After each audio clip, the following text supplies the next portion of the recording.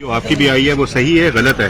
بات یہ ہے کہ یہ اچھی بات آپ نے کی ہے کہ اس کی کلیریفیکیشن لے لی ہے. دیکھیں یہ کوئی آج کی بات نہیں ہے. فیبریکیٹڈ ویڈیوز کا سلسلہ آڈیوز کا سلسلہ میاں نواز شریف صاحب کے خلاف بھی چلا, میاں شہباز شریف صاحب کے خلاف بھی چلا, عمران خان صاحب کے خلاف بھی چلا, اب چودھری پرویز الہی صاحب کے خلاف بھی آ رہا ہے, میرے خلاف بھی ہوا ہے, حمزہ شہباز صاحب کے خلاف ہوا ہے. تو at the end of the day اس میں سے نکلتا کچھ نہیں ہے, لیکن صرف یہ ہوتا ہے کہ جو بھی میڈیا ہاؤس یا جو بھی ہے, میں سمجھتا ہوں کہ یہ ان کی ایک ذہنی کیفیت ہے جو سامنے آتی ہے, اور میں تو اس کو کنڈیم کرتا ہوں. اور دیکھیں جو جن شخصیات کا میں نے نام لیا, میں نے اگر ایک نام بھی غلط دیا ہو تو آپ بتا سکتے ہیں کہ سب کے خلاف بھی آڈیو لیک آئے ہیں.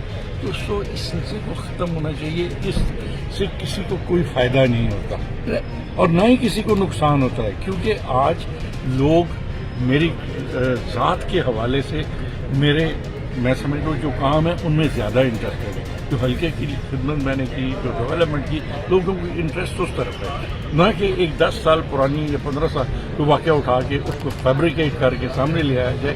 تو میں سمجھتا ہوں کہ یہ رویہ غلط ہے. بہت شکریہ آپ کا اس ویڈیو کو آخر تک دیکھنے کے لیے. ہماری ویڈیو کو لائک کریں اور اسے شیئر کرنا نہ بھولیں.